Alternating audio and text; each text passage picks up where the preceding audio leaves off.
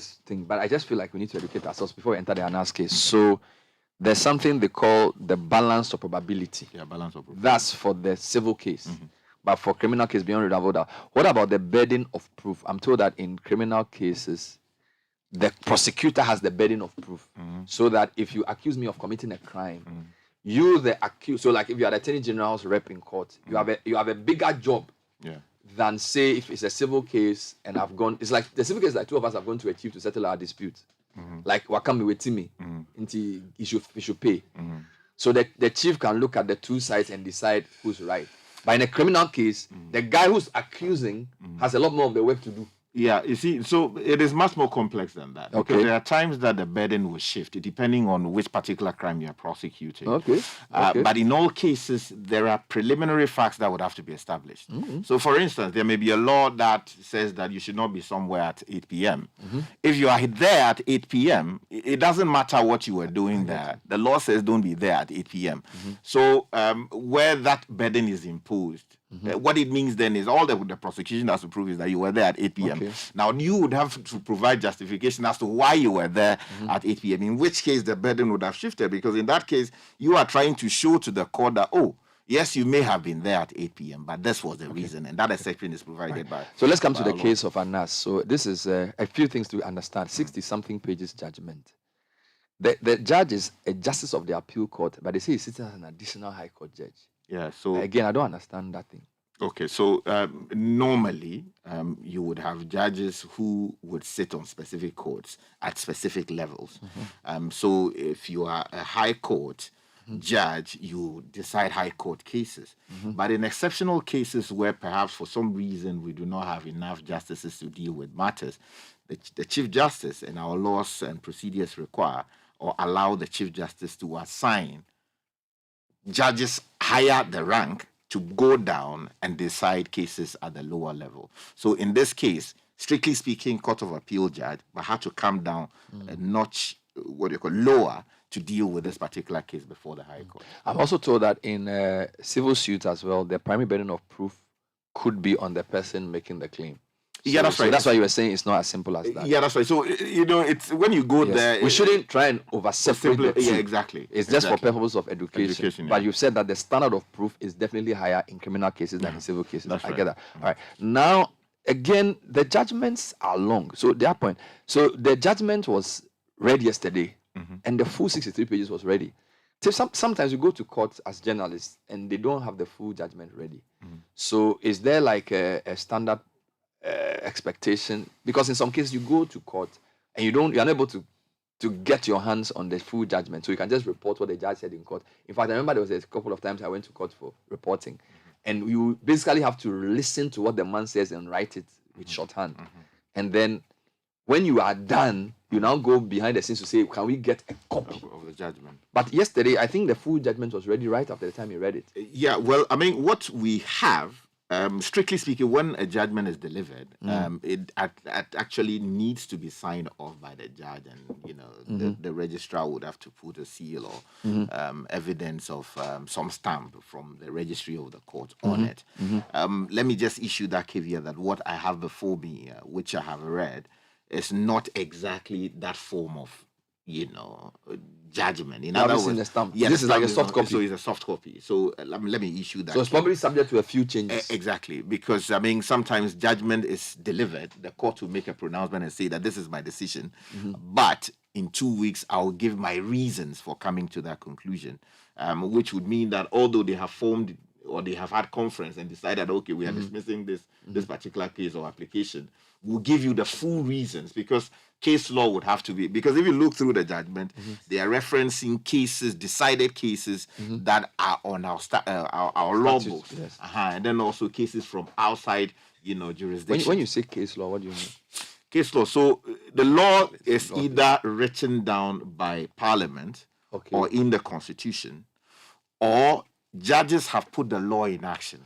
So in implementing the law or in explaining the law, judges also deduce all kinds of things out of the law. That's why they quote, they will say, Justice Atuguba JJSC said this. Justice So that's case law. Exactly. The law as, implemented by the judge. So you can have the explicit constitution, you can have the law on paper, you can also say, based on the Ghana law reports, this guy in this particular case made this judgment, and therefore you think that in the spirit of that same judgment, they can apply it here. Exactly. So, in simple terms, Okay. the case law is the law in action, how the judges have implemented. So that's the one you have to chew and pour a lot. You have to learn a lot. Yeah, because it's not enough to just know that article. But there are so many cases in the world. How do you know which one to learn?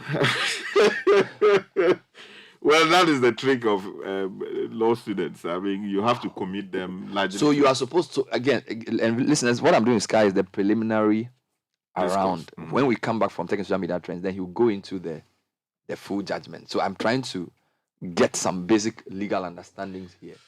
Because I tried to read the judgment, by the time I got to like page 5, I was already tired. So I was looking for the executive. I was looking for the executive summary, and I said, "Yeah, yes." Saw the legal documents. Yeah. But it means that if you even go to court and sit and listen to a judge, it's a whole academic exercise. Yeah. Because, like, I mean, look at the arrangement. The guy has the introduction. Then he has the case of the plaintiff. He lists it as A, and that's quite long with all the various XI, XSVV things. Then he has the case of the defendant. Then he has the issues. And then he has the additional issues. Then he has the written addresses. Then he has the approach. Then he has the choice of law. Then he has the burden of proof. Then he goes to plenty cases is listed here. Plenty, too many to remember. Then he has defamation and freedom of expression as a general point. He comes to the Constitution. He now breaks the whole thing down. Picks authorities from all over the world. And then comes to elements of defamation.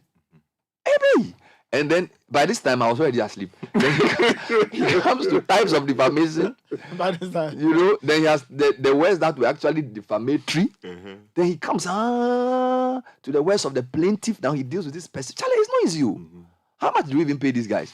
then he has the defenses. Charlie, he lists Kumado's 5 defenses: absolute privilege, qualified privilege, fair comment, justification, and consent. He deals with all the 5. Then he now comes to remedies. And then he now deals with specific dates, 29th May, something. He comes, So does he write all this in one day?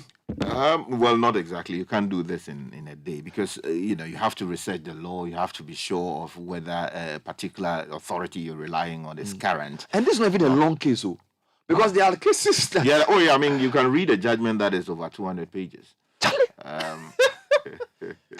200-page judgment. Yeah. Charlie, this law thing is not a joke. Yeah. Meanwhile, if you go and check, the actual judgment is probably hidden somewhere. To be fair, it's not. You see, the reason why... Or everything builds up. You see, the reason why you have to take it together is that, we media, our job is different. We want, at the end of the day, what did he say? But okay. And in fact, in doing that, sometimes you can distort a judgment. Yeah, that's true. Because Fred was telling me that, as a legal correspondent, your job is to find out the gravamen. What is the judge really saying? And sometimes when you push the guy to say, the judge is saying something, but he's building it up to say why he said it. Yes. So if you simply say, well, he said Anas is wrong and Kennedy is right. And for example, yesterday he said Anas is engaged in is it investigative terrorism? Okay. Now that is a part of what the judge said. Okay. It will not be fair. I mean, I don't know. In our job, we have to use that because that's what the main case is, whether Anas is right or wrong. All right. But it's not as simple as that. Yeah, you have to understand what he's trying to say, where he's coming from, if there's even a grounds of appeal, why Anas feels slighted, why Kennedy is saying what he's saying. So it's very complex. So sometimes we have to spend time. And I'm going to give you time to go through this for me because it's an important case in investigative journalism and all the issues around. All right. So this is the foundation that we are laying. And I'll give Sky a few minutes to explain the case and then we'll opine on it. If we do think Anas has a right of appeal, is he going to take that right? Is he going to let sleeping dogs lie? What are the implications of this for other kinds of works that other investigative journalists do? And all of these things are coming up. But it's 3 minutes past 8. Let's get into tech and social media trends. It's brought to you by Vodafone. And Nathan Kwao is going to give us the trends for the morning. All right, Nathan. Well, yes, several things trending, of course. They are all spillovers from last night's Champions League encounter. So you have trends like Klopp. You've got trends. Trent is trending. So Klopp, Trent, Real Madrid, all trending because of last night's episode at the So you went Santiago there, collected one. Bernabeu. Bernard has said that he doesn't want to. No, he said he doesn't. He said that before the match, so we are not asking. So those are other things trending there. Gold for oil is also trending there as well. In terms of the tech news, and Bernard, you mentioned this earlier, but let's go into a few details. Now, the US government says TikTok should be sold or else face a possible ban in the country. The video sharing app owned by Chinese firm ByteDance is accused of posing a national security threat through data gathered from millions of users. A request for change in ownership, first reported in the Wall Street Journal, was confirmed to BBC News by TikTok. The company said a forced sale would not change its data flows or access. In all of this, the White House is yet to give a response to the BBC's request for a comment. Yeah, I'm not on TikTok. Oh, really? I don't understand it. Well, it's basically it's an interesting place to be. You are there. Oh, yes. I mean, just to monitor and know what's happening in the system. Are you there? Oh, yeah, I am. Are you there? Me, I'm not there. You should. The guys who manage your account should go there. No, it's okay. I have Facebook. I have Twitter. No, we can use it to preach the Instagram. gospel. We can use it to No, preach. it's okay. Oh, it's okay. So that's the news from TikTok. The US government says sell it or it may face a possible ban in the US. Right. One day we'll do a show about this TikTok thing and why the US is so concerned about it. I call it the TikTok wars. Mm-hmm.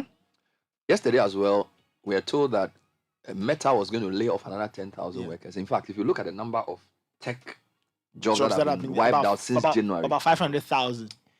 it's unbelievable. Tech industry is going through a lot. Now, their main bank has also collapsed. Oh, Charlie. So technology is going through a lot of things. You need to keep an eye on that. Thank you, Nathan.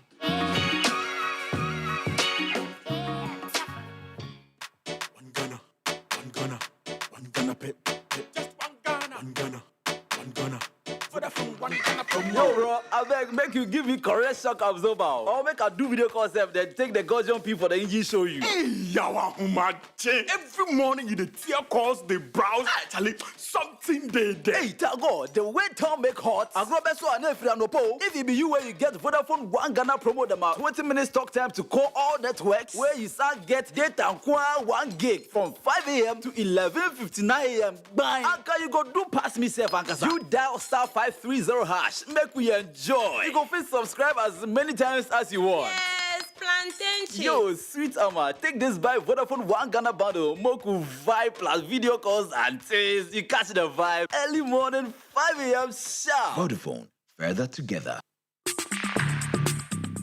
Join the conversation on the Citi Breakfast Show on Facebook at facebook.com/Citi97.3, Twitter at twitter.com/Citi973, and Instagram at instagram.com/Citi973 with the hashtag CitiCBS.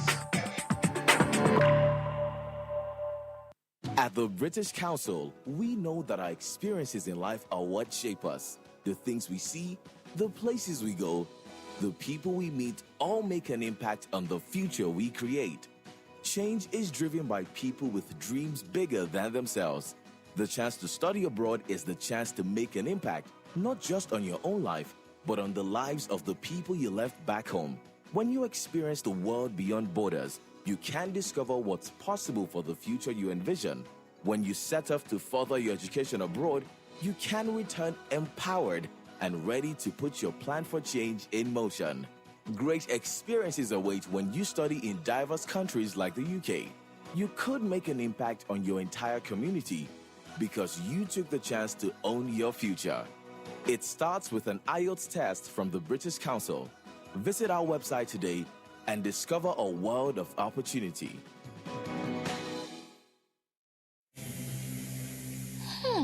Someone smells great here. And fresh, my love. I wish I could stay in the shower all day. I know, right? Nothing beats a bath with geisha soap. It smells so good, it lasts long, and it's enriched with natural ingredients that work wonders for my skin. And it now comes with a fresh new look, giving us even more reasons to love our geisha bar. New and improved geisha soap. Great new look, Better fragrance, same natural ingredients, still all last time. This advert is FDA approved.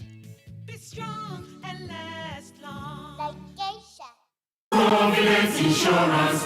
Hooray! Provident Insurance is 40 years. Provident Insurance welcomes you to a new year. Remember to insure your new car or renew your existing motor insurance policy from now to the 31st of March and get free gifts such as fuel coupons and several other branded Provident souvenirs. Rush for insurance cover now. Terms and conditions apply. Provident Insurance, your future happy days.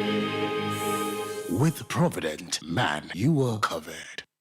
This is the Citi Breakfast Show, the city's biggest conversation.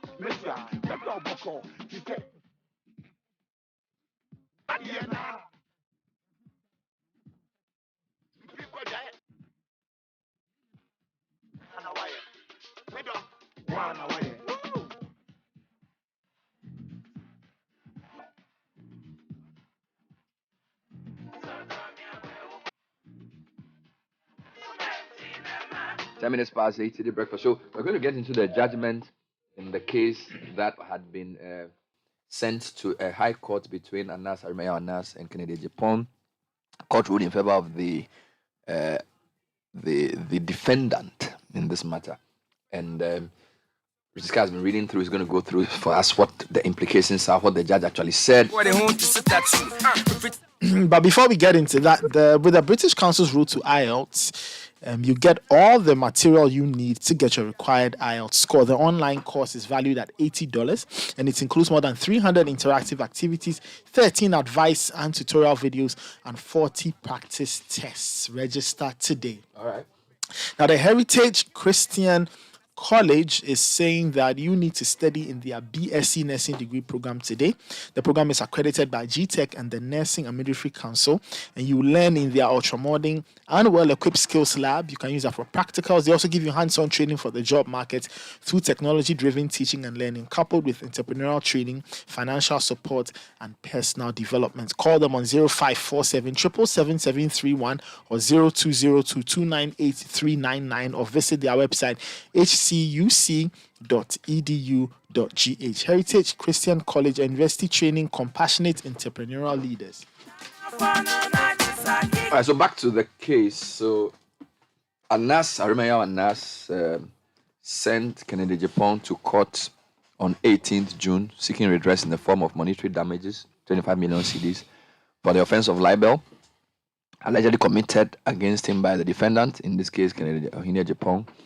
And in the introduction, the judge identifies Anas, or the judge states Anas identifies himself as an internationally acclaimed investigative journalist with several local and international awards, and the defendant as a member of parliament for Assin Central in honor of Citi. Sky, first comment.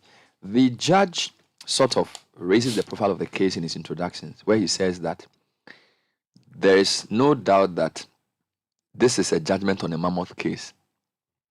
And he says it is so by reason, firstly, of the personalities involved and the nature of the issues around which the case revolves, and by reason of the expected wide reach of the accusations of the defendant and the responses by the plaintiff resulting in the suit, thanks to modern media and communication. This is regular for such introductions to be given in judgment. Yeah, I mean, traditionally, you see judges do this, basically to give the reader an idea of what the weight of issues they are going to be deciding, especially given the profile of the people involved. Because the question of defamation largely the weight of the persons involved is also a very serious matter to consider.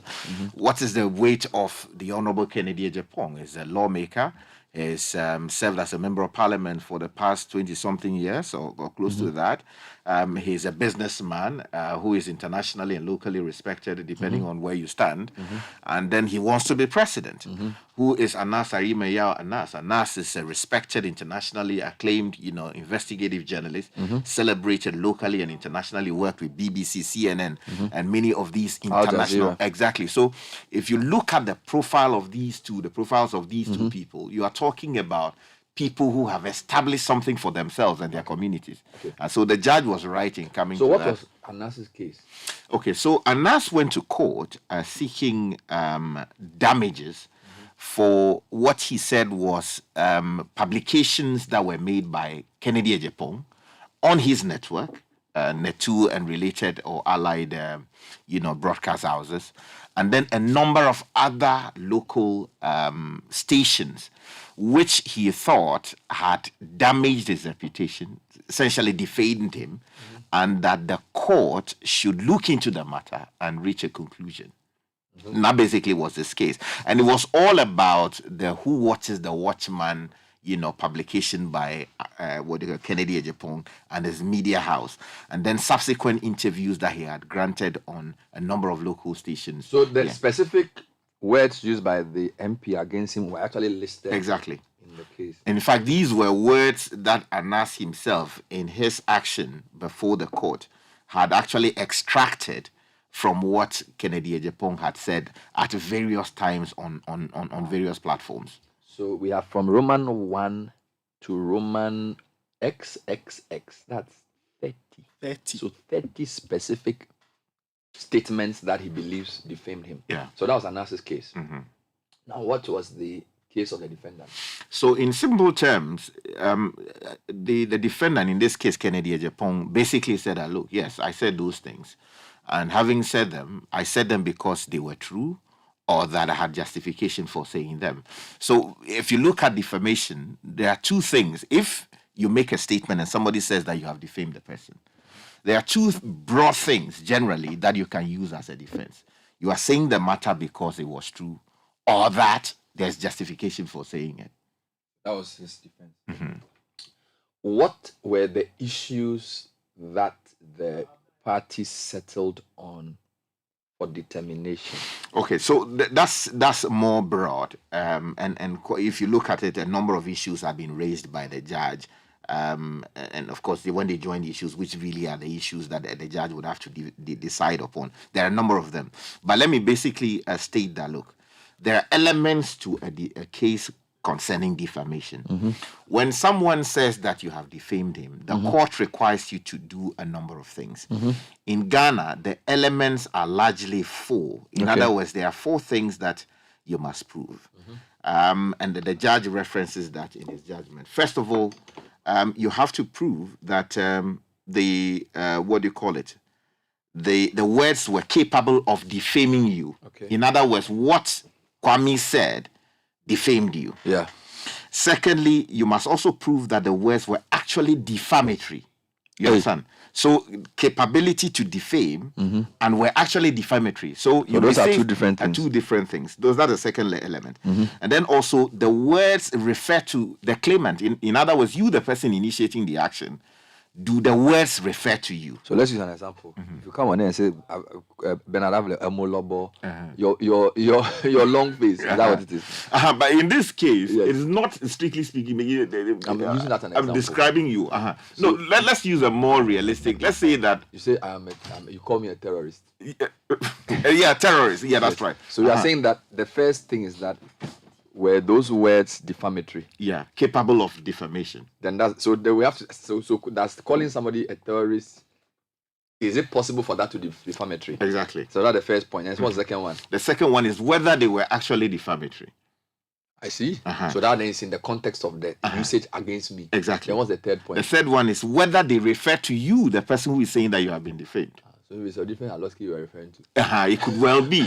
But you see, sometimes it's much more nuanced like that than that. And what's the fourth one? The fourth one is whether the words were published by the defendant to at least one person other than the plaintiff. So those are the four things. So let me just explain the last one. The last element is where you and I are in a room and I say something defamatory to you. Strictly speaking, is not defamatory because only two of us said it. Exactly. But where I tell them, so if you go on air, then publish in the newspaper, write it on Facebook, then you are defaming me. Exactly, because the world is now our So world. there are 4 layers to this defamatory issue. So the question is whether in all the circumstances of this case, Anas has been able to satisfy all these requirements.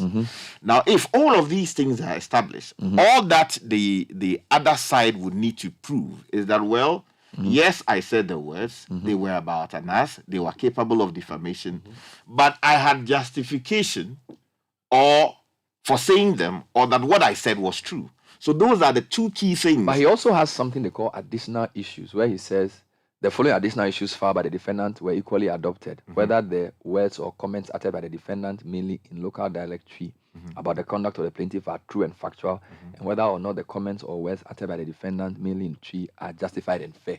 So it's almost like this is the second layer that the defendant brought in.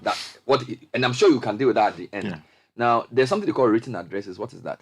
Okay, so in some cases, instead of, and of course our courts have, through the rules, have adopted that process. It's largely practiced in jurisdictions that like UK, for instance, where they invite the 2 sides to submit written, let me call it, I wouldn't refer to it as an address, submissions. So Bernard will submit that, okay, this is my case, these are my arguments, these are my views on the matter, this is my conclusion on the matter, and that the court should take this view. Akoto would also submit and say that, look, this is my point, this is my justification for saying the things that I've said, and then come to a conclusion. Instead of going to court and then making arguments back and forth. You write. Yeah, you write. So the judge has the 2 in front of him. That's what is called written. Remember the Supreme Court case for the elections. That's what Chachu and Co were talking about, the addresses. Now, so all of this has in the case. Now, what does the judge mean by approach? Approach. So, so normally... Sorry, I'm taking you to... Okay, normally... You are earning your degree. You state... So what is the case of the claimant or the plaintiff? What is the case of the defendant? And then what is the issues that you have adopted to deal with? And then you come to what the various approaches that are used by the courts to deal with a particular matter. Because in some cases you were using customary law, which is part of our statute, which is part of our laws. You can use customary laws to deal with a matter dealing with defamation, as the judge rightly stated in his judgment. Or you can rely on the traditional system, using the court system as in statute and related case law, and then also what tort law principles bring about to deal with the matter. Which is why he came to something he calls the choice of law. Exactly. And then he talks about the legal regimes for the protection of reputation of people. For person, which is customary law and common law. Common law. Then he so he's basically saying what law I'm going to use. Yeah. So this is a very scientific process. Exactly. And in the judgment, he said that he was not going to use common, what do you call it? The other one, which is the customary law, because Kennedy is a Christian and Anas is a Muslim. So there's a conflict of laws, and I'm using the term loosely. So instead of using common law, customary law, he will use common law because that will be applicable to the 2 of them. Interesting. Yeah. I didn't even read that part. And then he speaks about the standard and burden of proof, which you've explained. Yeah. That in this case, the person making the claim has to show. Okay, long story short. So Anas says he has been defamed. Yeah. By the things Mr. Kennedy said, and listed 30 things. Good. So I thought the case would simply be Kennedy didn't infame you. That's the end of story. Why does the judge seem to now be talking about Anas as a terrorist or whatever? He said investigative. Is that not like, I mean, again, I was like, well, I've taken a matter to court that someone has defamed me. Is that he has defamed me or not? Do such cases allow the judge to now go beyond whether I am right or wrong to now describe me, the plaintiff, as something? Do you get my point? Okay, so law students generally would say that some things said by judges in passing are, strictly speaking, arbiter. You understand? It's no issue. Exactly. They do not go to the heart, or they do not establish a principle based on which the judge is reaching a particular conclusion.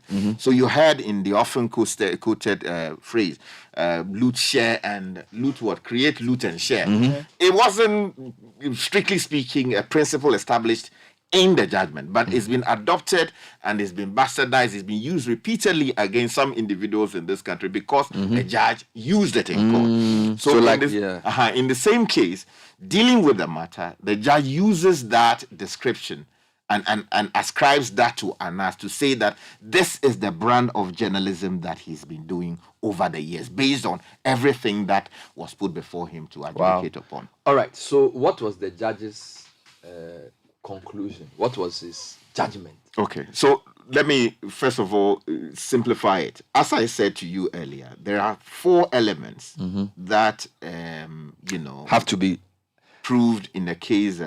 Is the statement it should actually be 5. Okay. Yeah, it should actually be 5, but in the characterization, he listed only 4. Is it defamatory? The words must be capable of defamation. The words must be defamatory. The words refer to the claimant, and the words were published by the defendant to at least one person other than the plaintiff. And then also there must be harm. In other words, you are saying that as a result of everything that had been done, the damage to you is that you have lost money, you have lost business, or that people no longer respect you in your society or community, whatever you claim to be. Now, to summarize, in all the elements we are talking about, the judge found that yes, the words that were used at various times on various platforms were capable of defaming the plaintiff. Point one, Anas is right. Exactly. The second one, which is whether the words were actually defamatory. He established that yes, the requirement is satisfied. Whether the words refer to the claimant. He says that yes, the words refer to the claimant.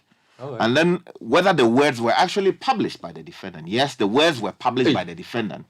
However... So it means Anas is the lead in here. Yeah, you see? That's how it appears. That's how it appears. So I gave you some caveat earlier. And in his own judgment, he referenced that you can satisfy all the requirements, but where the person who made the statement has either a justification or was telling the truth, then there will be no defamation. In which case, the court found, as established by the judge, that yes, all these elements are satisfied. But based on the evidence that was adduced before him, the Honorable Kennedy Agyapong was telling the truth because he based his deductions or his assessment on a critical tape. Which means that the defendant also submitted some evidence of what was the basis of what he said. So the judge was minded to listen to that. Exactly. And then came to the conclusion that all elements satisfied, but there was justification for what the gentleman or the Honorable Kennedy Agyapong said. That's interesting. So point A, point B, point C, point D, all in Anas's favor. But still, okay, so then that means what did Kennedy actually give to the court? That's then the next question, right? Okay, so that leads me to a 2008 matter. And if you go towards the 50s... page something. Yeah, of the judgment. 56-ish. Yeah, 55, 56, thereabout. There was this case involving a number of gentlemen who were accused of having stolen close to $1.9 million. One of the folks in there is named as one Babatunde. And then also we're told that they operated as an international criminal gang, according to the judgment and the claims that were made. And the judge found, as a matter of fact, that some of these things were established. And according to the evidence before the court, it was suggested that in the course of the investigations, and when Anas and Code had finished their work, instead of going public to publish details of the matter, and then also to help the police to prosecute the matter, the claim was made that Anas had confessed to receiving $100,000 from this Babatunde guy. And because of that receipt of money, the case eventually was compromised. In other words, the state could not prosecute the case successfully in court. The court became frustrated and dismissed the matter for want of prosecution.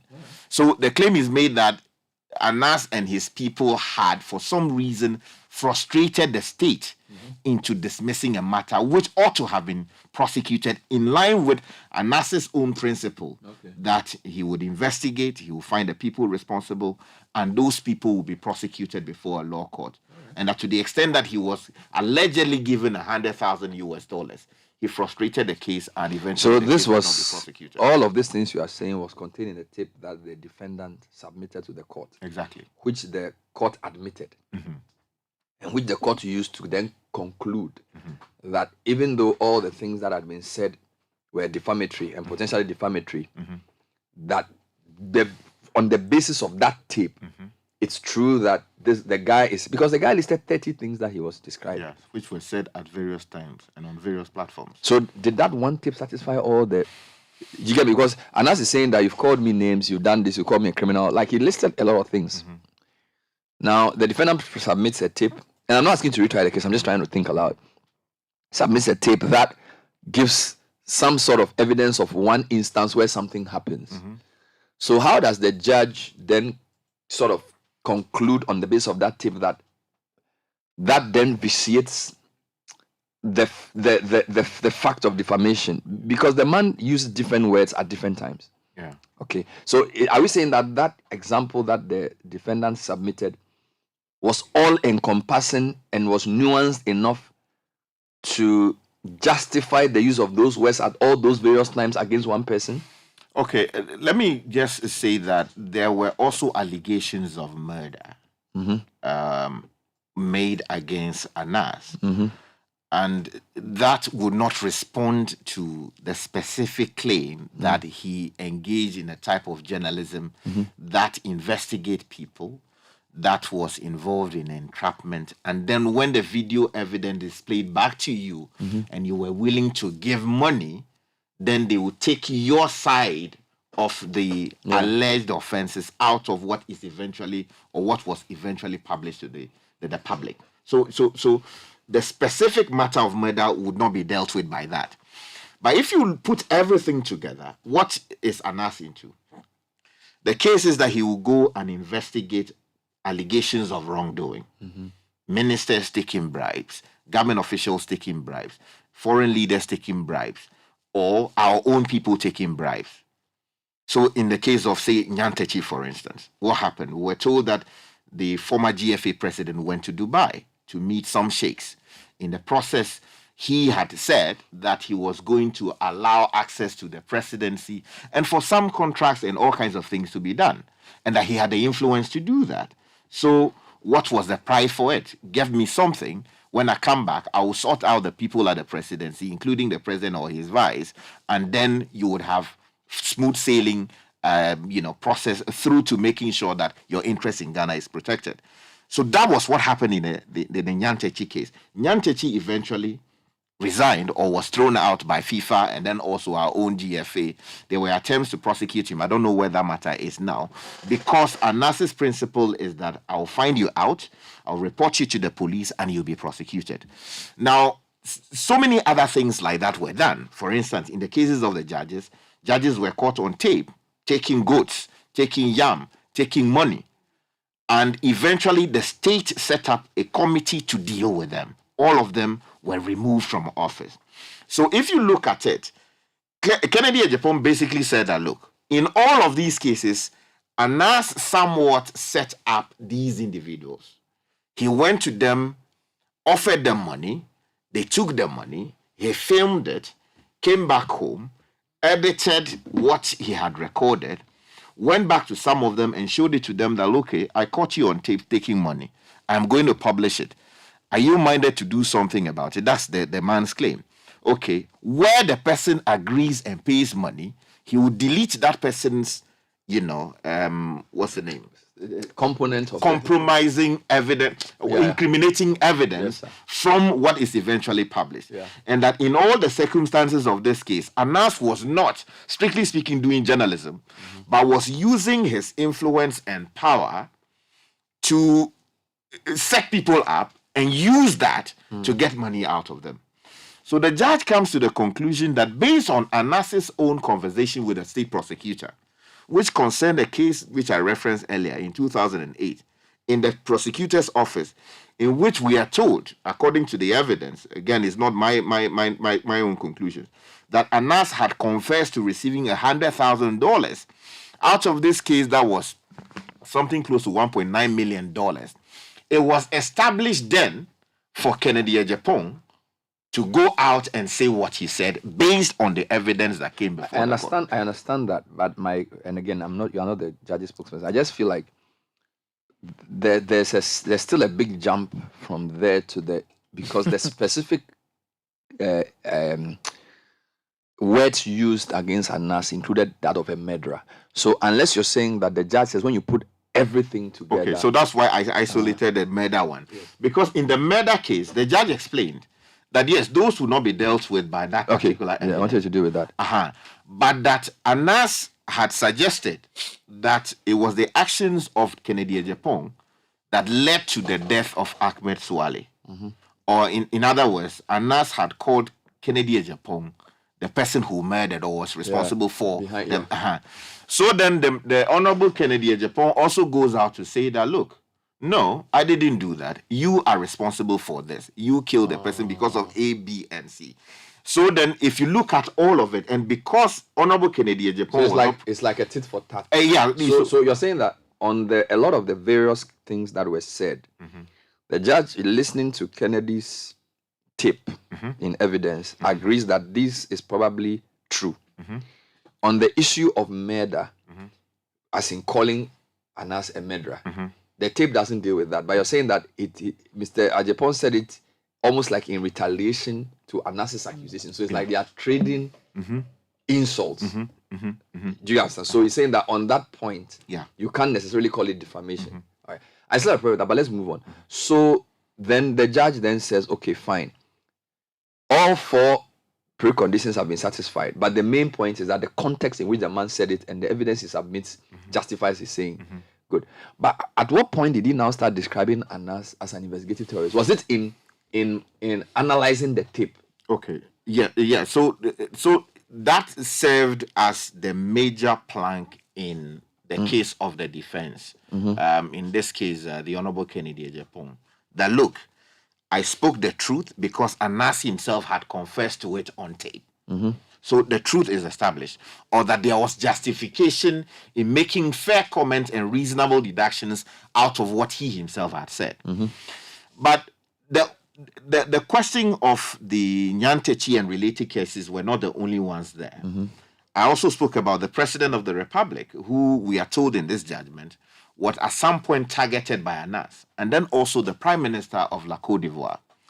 And if you go into the judgment, we're told that there was a plot hatched by Anas and his team to somewhat implicate the President of the Republic and then also the Prime Minister of La Côte d'Ivoire in their investigations, in which case they would have come out with the video evidence embarrassing the two of them or incriminating them.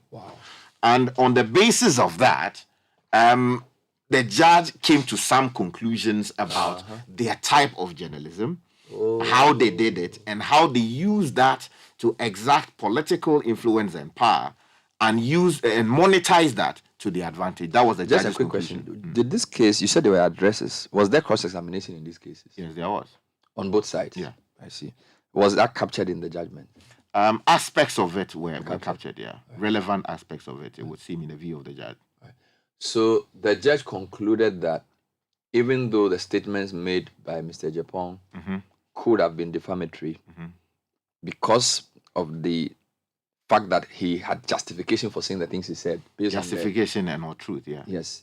And the truth in terms of the tape that has been provided, Anas cannot win the claim. Okay, so let me just read a part of the judgment. If you go to page 58, Permit me to quote that if you will. I'll quote from page 57 actually. Okay. As I have expatiated above, the plaintiff confessed to the crime of bribery and corruption.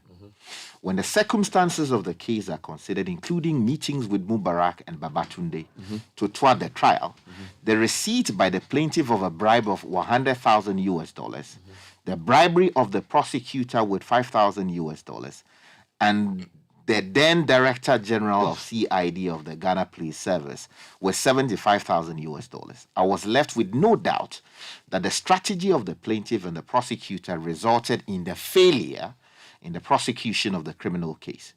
The case of Hafiz and Babatunde confirms the claim of the defendant that the plaintiff is a blackmailer, an extortionist, corrupt, and a criminal.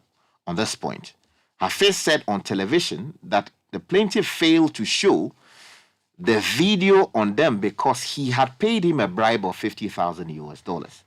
The evidence from the plaintiff's own mouth is that Babatunde bought him with $100,000. Lo and behold, the tapes on the suspects were never shown to the public by the plaintiff. I considered it established that the plaintiff blackmails people he desires to destroy, probably his enemies, or the enemies of his friends or partners, or persons loaded with cash, whether legitimate or illegitimate, as the suspects in the gold scam case, by catching them on tape. The tape is then shown to them.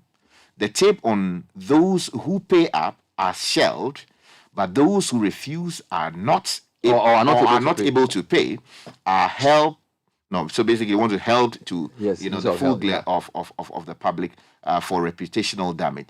Such conduct, and I'm still quoting, is legally and morally wrong. It is evil. Based on the evidence, defendant was justified in calling plaintiff evil, criminal, corrupt, blackmailer, and extortionist. Since the contents of Exhibit KA01 has been established to be true and factual, all comments made by the defendant based in relation to it is both justified and fair.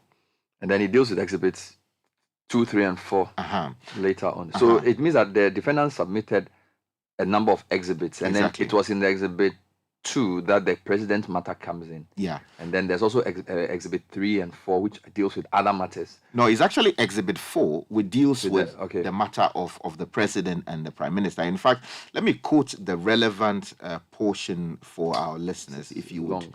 No, I just want to go to the specific matters that he raised in that matter. So, if you go to page 60, he says that it should be understood that as officers caught by plaintiff in his investigation, he says it should be understood that as officers caught by the plaintiff in his investigations have lost their jobs, an entrapped president may be compelled to resign out of shame or public pressure. That means the plaintiff, through his investigative ethics or antics, can cause the removal of a president and thereby append the mandate given him at the elections. That is not investigative journalism. It is investigative terrorism. It is exercise of indirect political power under the cloak of journalism. The serious aspect is that political enemies of the president who could not stand him at an election may hire the plaintiff to entrap him to undermine his presidency. Enemies of a state can also hire him just to destroy the political hierarchy. And then if you go in, he talks about whether they were, so then was on sponsored page by 62, he then concludes that based on evidence KAO 1, 2, 3, and 4, the statements by the defendant were justified and could not have defamed the plaintiff. And he uses the moniker of fair comment. Fair comments. You said that when you are trying to decide whether somebody's statement is defamatory, it could be fair comment was one. So there's justification and truth. By justification, you can break it down into a number of. I wanted to just ask you that, in our work, we usually reference the British law, common English law, Commonwealth, whatever. Common law. There's a lot of conversations about using subterfuge or undercover journalism, right? And we know that there have been cases in the UK, for example, where Guardian 2007, the UK Press and Complaints Commission said the use of subterfuge in journalism was legitimate. In fact, he quotes, there is a legitimate place for the use of subterfuge when there are grounds in the public interest to use it, and it is not possible to obtain information through other means. Right? I'm wondering whether and again, I don't know whether there were cross-examinations in court and whether Anas was sort of given the chance to defend his style, or whether this case did not include that. Because what I'm trying to say that when you talk about the approach he uses, which they use the 4 main cases to sort of discuss, there are people who strongly believe that if it's in the public interest, you can use subterfuge or undercover means to get in. So, for example, you know that somebody, let me give you a very bad example. So you know that somebody is into a certain crime, which he does on a regular basis. And then you sort of bait the person whose modus operandi is that form of crime. And the person, true to their nature, sort of falls into that trap. And then you say in the public interest that this guy has been doing this all the time. And when I give this, when I sort of offered or solicited, he responded. And therefore it proves that he does it. All right. I'm not sure that that means subterfuge, and whether the remit of this case brought that in, or because this was not Anas really on trial. Because if this had been a case where somebody had taken Anas's method to court, and then he had then brought the subterfuge thing in, then that would be a case. So the lawyers say you distinguish. Okay. The issue at trial was not about the method and whether it was appropriate. The claim of Kennedy Agyapong was that, yes, Anas has been catching people, but the fact as he established them, based on the evidence he had collected, was that where Anas catches you stealing money and records you, he comes back to you and shows you tape of you stealing money. And then he says that, okay, I want to go and publish this to the public. Or there's some negotiation as to exclude you from what he would eventually show. So the judge's problem is not that he even caught you. So if like he catches you and he publishes, there's no problem. I get you. So then this doesn't arise necessarily here, because his point in the video use is about the going back to now discuss and negotiate and decide whether to then play or not. Exactly. So so I need to establish this point for the point that investigative journalism is not necessarily on trial. That's why the case is trying to separate between investigative journalism and what the judge is now coining. Now, this is seminal because I don't know if there'll be an appeal, and I think we can discuss. But it looks like a very important case, because if this judgment stands, it would seem as if a lot of other cases will rest upon it, and then also. I was going to ask what this means for our work, but I think you've distinguished between the way he collects the evidence and then how he treats it afterwards. Yeah, that's right. Right. So that's what the issue is. So the government, I need to bring in, because a lot of journalists are concerned about what this means for investigative journalism. Let me, before Godfrey comes in, let me just mention an important case. Now, if you go to a decision of our Supreme Court and law students. I'm sorry, this is long, but we needed to go in. Should take this particular case very seriously, and even ordinary citizens of the Republic. The case is known as Raphael Kubaji and Mensa. Exactly. Where can I find it? In fact, if you key it into the system, it's a very popular case. It's a very popular case. A very recent. Kubaji. The Kubaji is Kubagie. Yeah, Raphael. Raphel.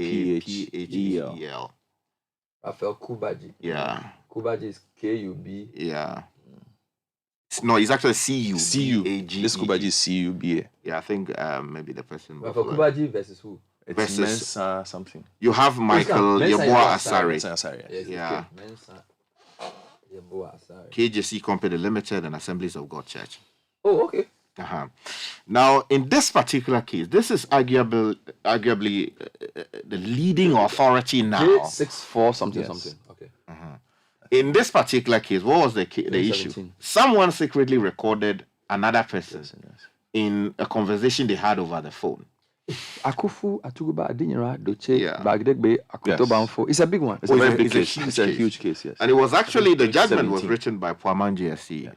Okay, admissibility, evidence obtained in contravention of human rights, privacy, and head note and holding.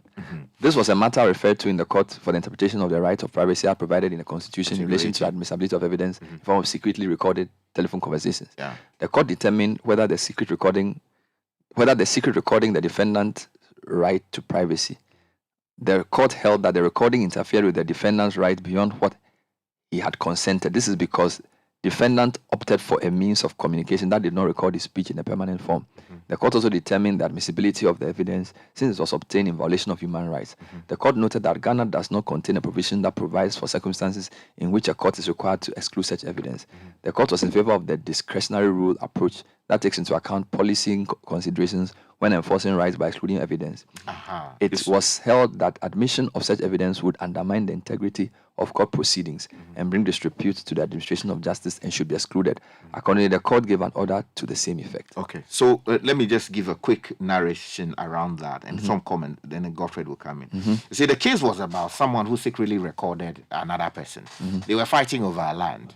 And then the person who recorded the thing secretly subsequently went to court and sought to use what he had recorded to prove that the guy's claim to the land was false. Now, it came for the judge to decide whether or not to admit that evidence. It raised a constitutional matter, and courts down there, when it comes to interpretation of the Constitution, don't have the power to interpret the Constitution. You have to take it up to so you need to make a referral to the Supreme Court. So he referred the matter to the Supreme Court.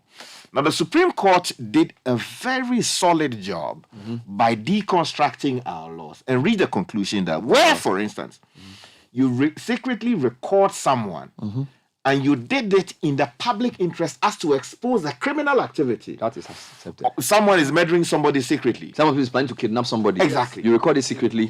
That one is okay. In that case, the state can rely on it and prosecute the person because it's in the public interest to prevent crime. But if you are fighting over land. But when you are fighting over land, and these are, personal matters, and the public interest is not necessarily at stake. You cannot use subterfuge. So it means this issue of subterfuge is already dealt with. It's dealt with. It's not a new thing. No. So, and this judge in Anas case is saying that the style. So in fact, you are right. He didn't even deal with the style of collecting evidence. Yeah, because it's already determined. He dealt with how he uses it. Exactly. After, again, there's a school of thought, and I'll bring you in that.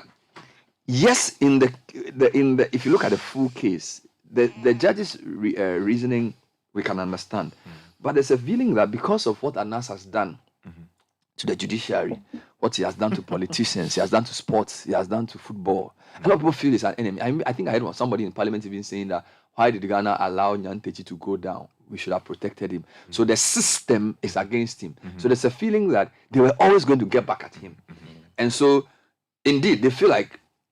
Of course, some people feel like Kennedy Agyapong himself, some of the things he said about Meswale and the things he did, and the guys that he rather should be in the dock.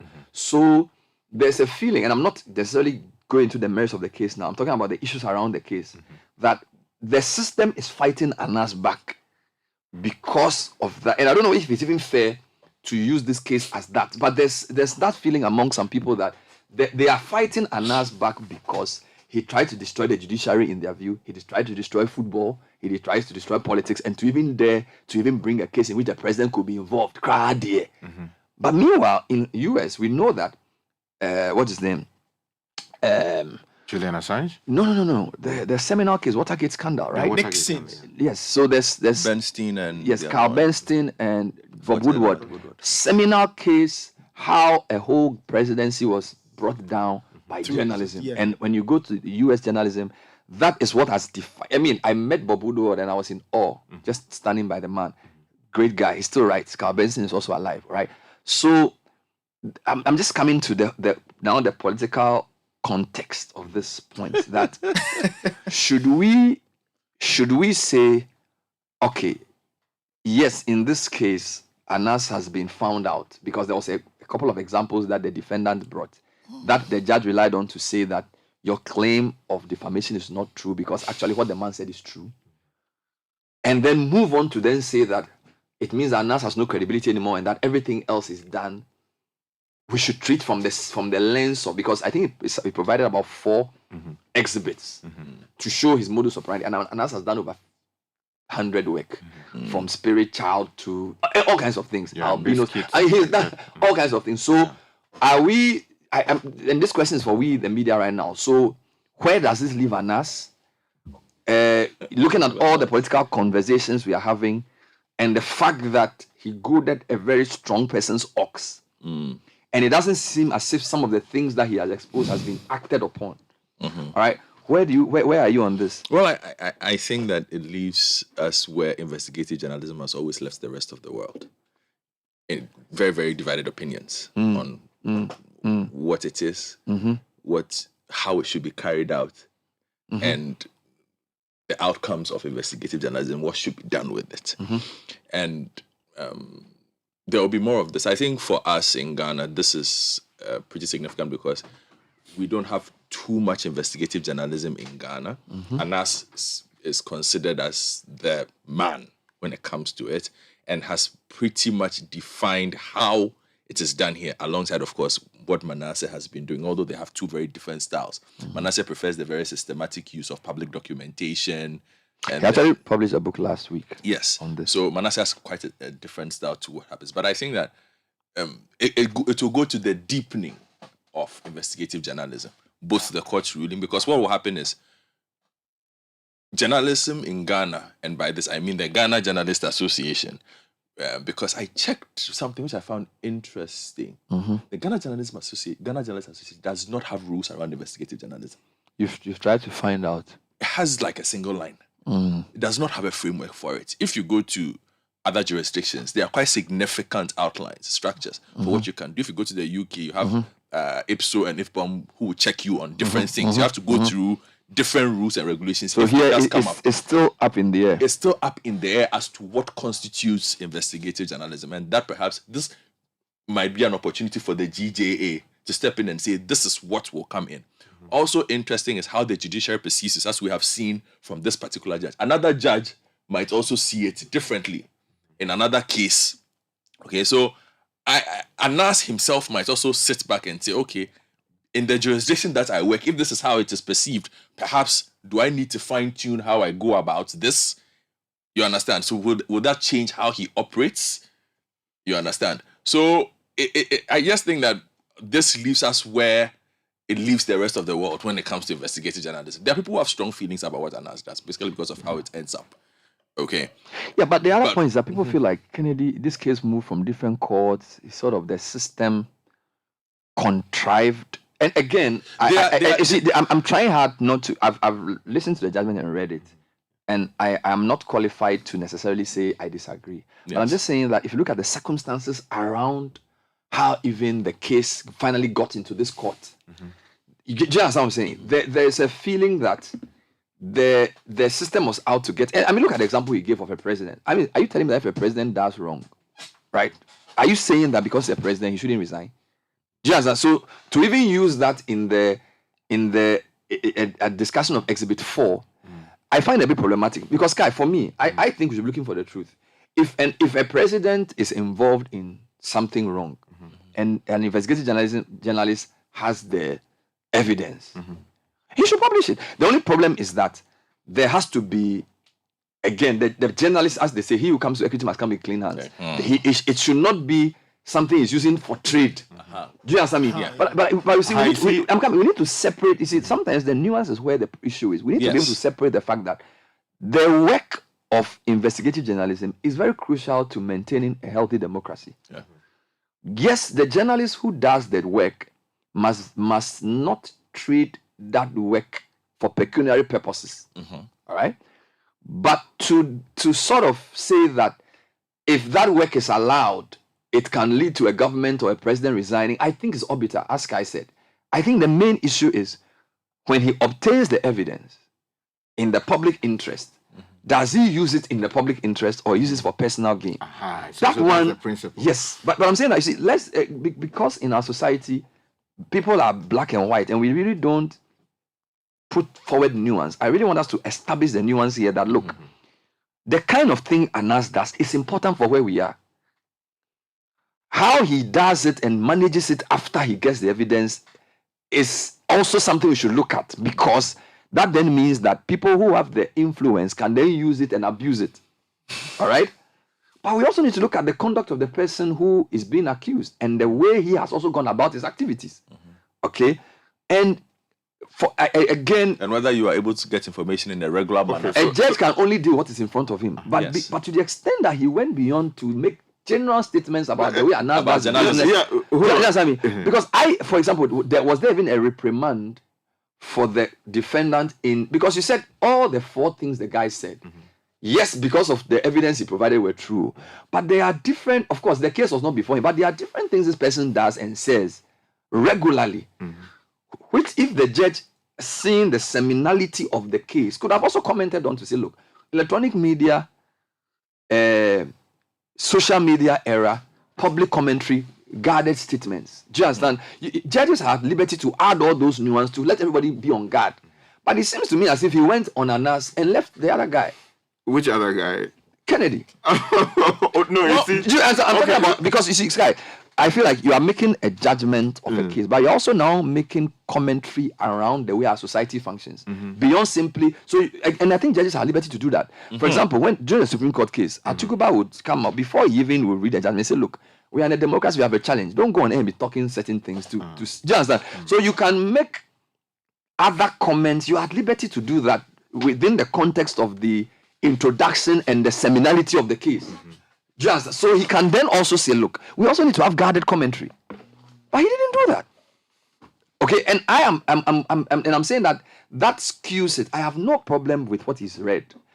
He can only do what is in front of him. But if he takes the liberty to now describe the work of Anas in the way he does, I think, to be fair, I mean, you cannot tell me that that's the only problem here in the country. No, it is not. But see, I understand you, but I also understand the judge's perspective in the sense that perhaps Sky can correct me on this. He's sitting down as a judge, but he's also a member of society. So in doing this, like you said, they are allowed to express a personal opinion. And in his personal opinion, which he has added to the commentary that he is given, he feels that the processes therein are problematic, where he feels there's a certain level of entrapment, where free will is impugned upon a bit, where other avenues come in, okay, and feels there aren't enough rules, which is why I made the point that the best way to go about this is if our society had a clear understanding. Now, the way our investigative journalism space is designed at the moment, okay, if this were a case, for instance, in a more established jurisdiction where they have rules, like in the US, in the UK, or some of the Scandinavian jurisdictions, you would realize that these cases happen all the time, but the outcomes would be a bit more far-reaching. Because, for example, you even have like the admission of bribery. And hold on, I'm coming. CID and things. It should lead to consequences. And it's not just that, it's just also that the rules of this are more clearly established. Okay, so the reason why I'm saying this is the judge feels that, okay, this person does A, B, C, D, I don't like it. And our society is built up in way A, B, C, D. And based on that, this person's work. Now, we also know that the work is important. Okay.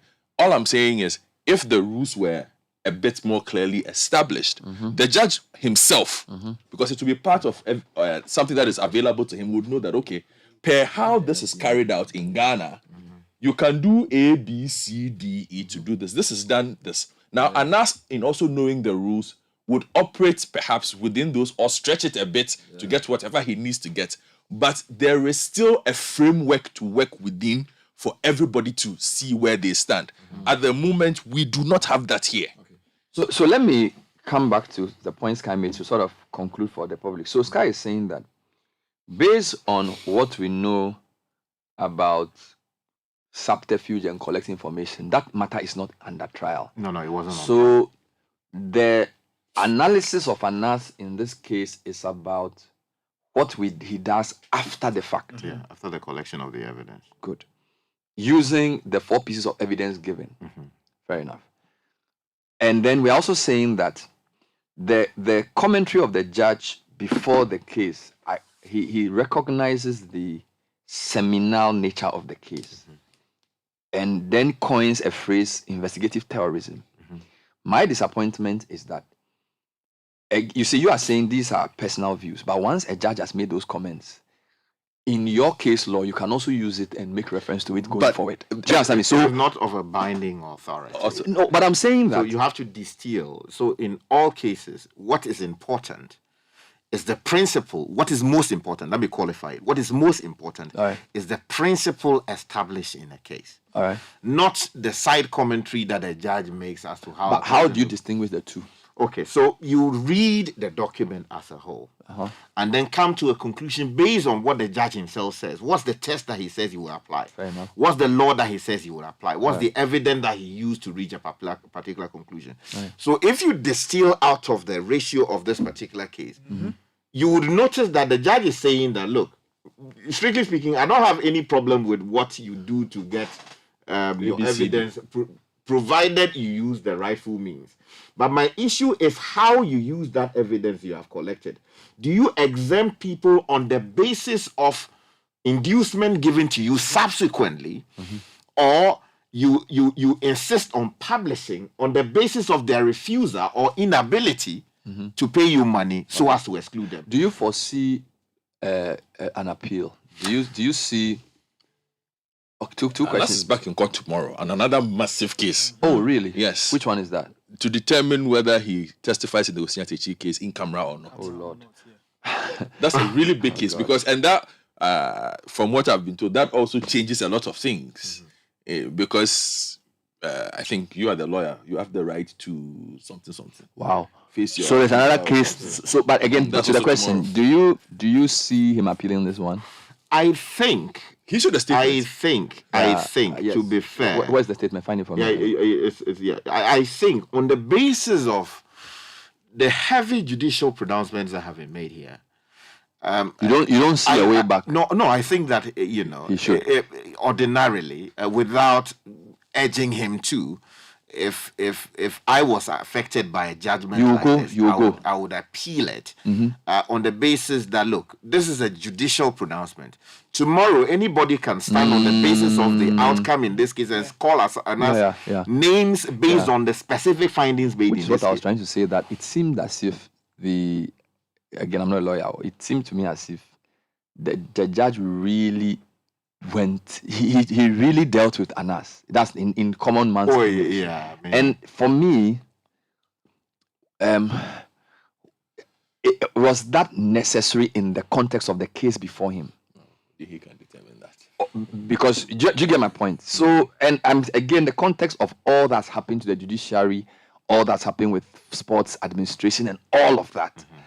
It's for me, it leaves a certain sense that and again, I'm not defending everything Anas does, but there's a sense in which you can sort of conclude on a case without necessarily trying to nail.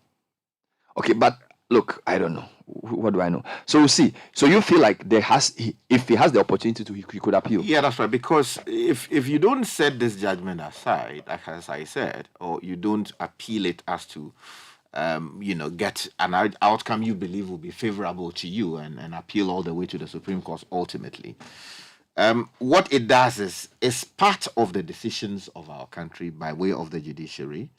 People can rely on it and say things about you and how you do your work. Because the moment they'll say, oh, you look at the judgment of this, and the judge found that A, B, C, D. Yeah. But also, it is important for us to educate the public that there was a central plank of evidence that was relied on heavily by the judge. Yeah. The question we should ask is, was Anas indeed the person on that tape or that video? Did he actually confess to receiving $100,000 US? Was that actually something that happened in the office of a state prosecutor? Now, if this thing happened in 2008 how come the state was not actually interested in prosecuting it? Until now, because it would seem that until the Honorable Kennedy Agyapong went public with the video recording or the audio recording, I don't know, all of us didn't know about it. Yeah. You understand? So it raises issues that travel far beyond what exactly was decided in the case. Because if indeed there was bribery, those would be against the laws of the country and would have to be prosecuted. The question is, were they prosecuted?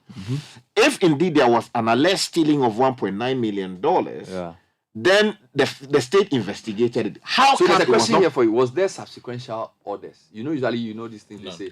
Yeah, but that's the point, right? If the evidence he relied on was so heavily weighed against Anas, even me not being a lawyer, I mean, look at those things that he's alleged to have done. You can then recommend that the CID guy, the prosecutor in the case, if he's still alive, and Anas himself, do you understand?